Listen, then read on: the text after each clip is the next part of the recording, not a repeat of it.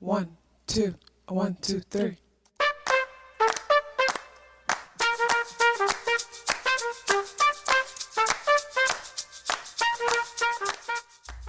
Self-awareness is a superpower. My name is KathyLaDonna. Welcome to Soul and Vibration.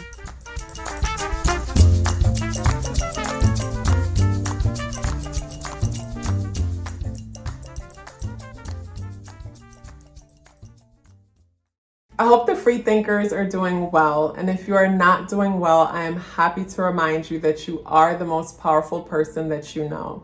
You are the most powerful person that you know because only you can create your reality.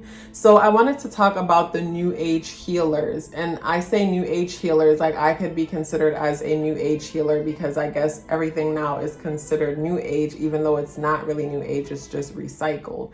But when I say New Age healers, I'm referring to us moving into the Age of Aquarius, or us being in the Age of Aquarius.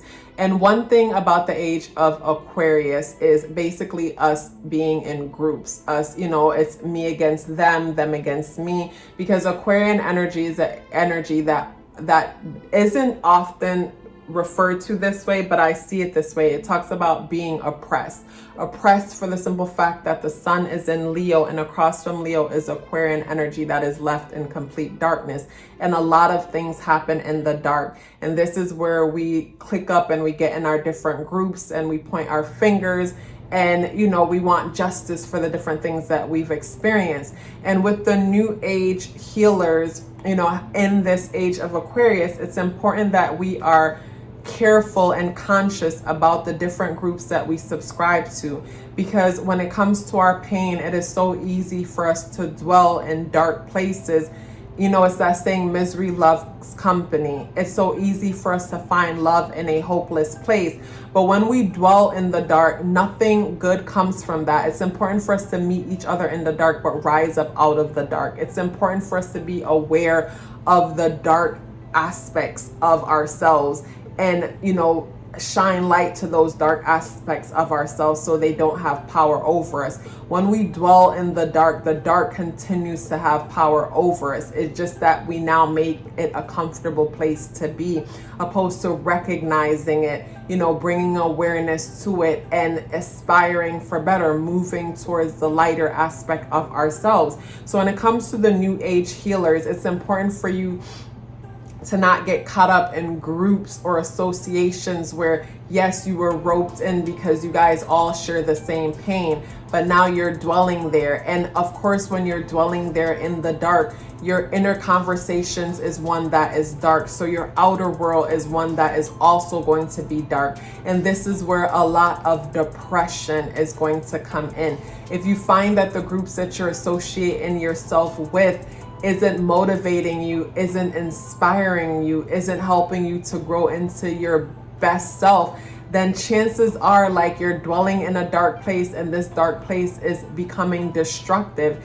And a lot of the times, like, we don't realize that, like, basically how absorbent we are. Like, we're sponges. We can easily pick up on the energies and the emotions of each other. And it's so easy for us to basically take on these different ways of being and don't even realize that we're doing it. And then the consequences that we suffer from it is, dwelling in these different emotions and energies and don't even realize that we're doing that. In the sense, like, I am someone who is super empathetic. And when it comes to my readings and coaching sessions, like, it's important for me to create a system, create a little ritual that I do before I start, so I can say after this is done, like, the energy and everything is cleared. Because before, I would easily pick up on energy and hold that energy with me towards, like, all of a sudden I'm having cravings or desires that don't even belong to me, and it's still the residue, the imprint of the energy that was picked up during the session, and I was unaware of it.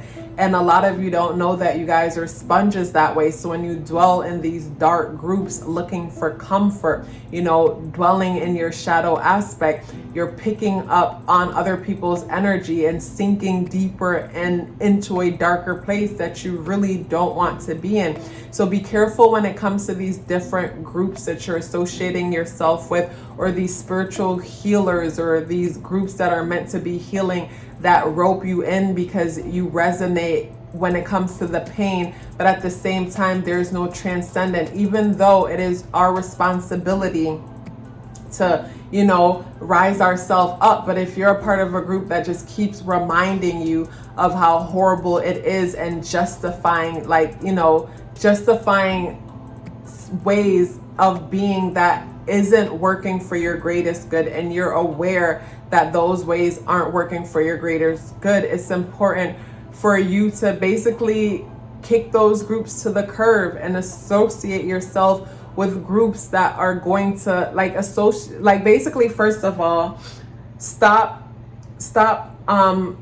finding love in a hopeless place, in the sense that, like, when we find love in a hopeless place, eventually one of us are going to want to evolve into a higher place, and someone is going to feel left behind.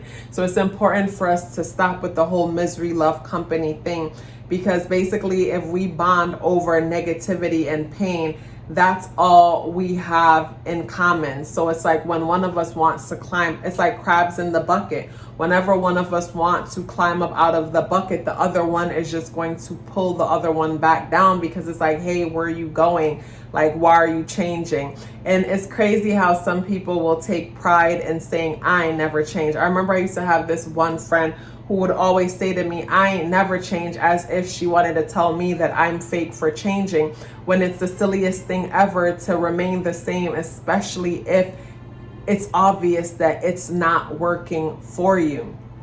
You know what I'm saying? So yeah, it's our responsibility to elevate ourselves and associate ourselves with people and things that are going to help us to feel good about ourselves. I guess it's our responsibility to feel good about ourselves.